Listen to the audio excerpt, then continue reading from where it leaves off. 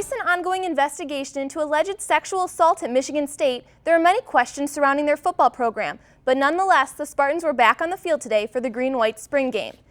It was green versus white, or offense versus defense, and with a unique scoring system by Coach D'Antonio. First quarter, Brian Lewerke hits Colin Lucas for the touchdown, putting the green team, or offense, on the board first.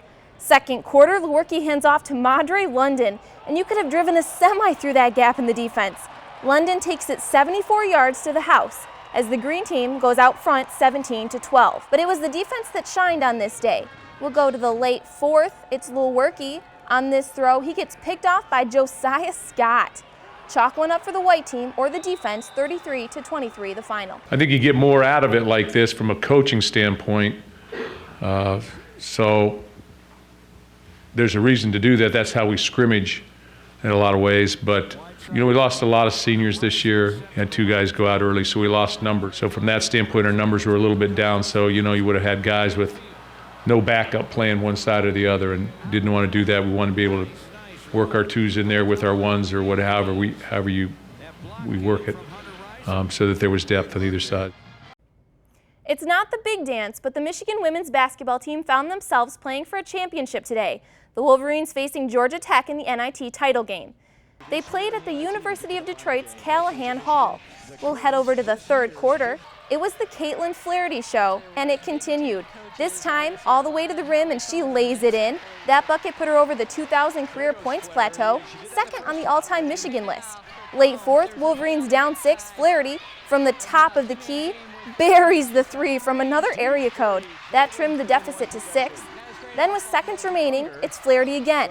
And somebody call a doctor, because this step back was sick.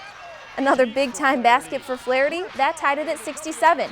She had a game-high 27, and this game went into triple overtime. In the third session, it's Haley Tomei to the rim. 2 of her 25 points put Michigan up 4, and they would not look back. Michigan crowned NIT champs 89-79 in triple overtime. Staying with women's basketball, Final Four weekend kicked off late last night, and if you were able to catch the action, it was one for the ages. Now this is no April Fool's joke, folks. Mississippi State took down the almighty UConn Huskies in overtime. If you were lucky enough to have watched it, here's what you would have witnessed. The Bulldogs pulled off one of the most historic upsets of all time. Just a year ago, in the Sweet 16, UConn pummeled Mississippi State by 60. But as time expired in overtime, Morgan Williams knocked down this jumper, a shot heard round the world. UConn's winning streak comes to an end at 111, and Mississippi State will play for national championship.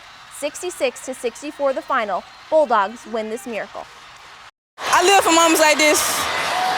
UConn, they're an incredible team, and for me to make that shot against them is it's unbelievable. I'm still in shock right now. But I wanted to take the shot. I wanted to take the shot, so I took the shot and I made it. To the diamond, the West Michigan Whitecaps revealed the 2017 team roster today. Crazy to think we are just 5 days away from opening day in West Michigan. This year's team combines a blend of veteran experience and exciting young talent. Headlining the group is the Detroit Tigers' 4th-round pick in 2016, starting pitcher Kyle Funkhauser. Other highly touted players include pitchers such as Austin Saunders, Brian Garcia, Zach Houston, Gregory Soto, and outfielder Jake Robson.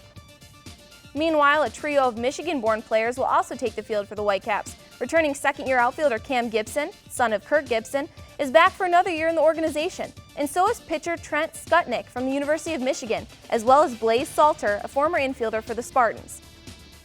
The final spring training game for the Tigers concluded today in an unfortunate 3-2 loss to the Miami Marlins. But nonetheless, they will be returning to the less-than-Lakeland-like conditions of the Windy City as opening day kicks off Monday in Chicago against the White Sox. Over to the IIHF Women's Hockey World Championships, Group A preliminary action pitted the United States against Russia. First period, Amanda Kessel off the rebound finds the back of the net. The USA lead 1-0. Over to the second period, on the fast break, pass to Kendall Coyne, and she lights the lamp. USA up 2-0. Later in the second, Jocelyn Lamoureux-Davidson with the slap shot. USA takes down Russia in a shutout. Final score 7-0.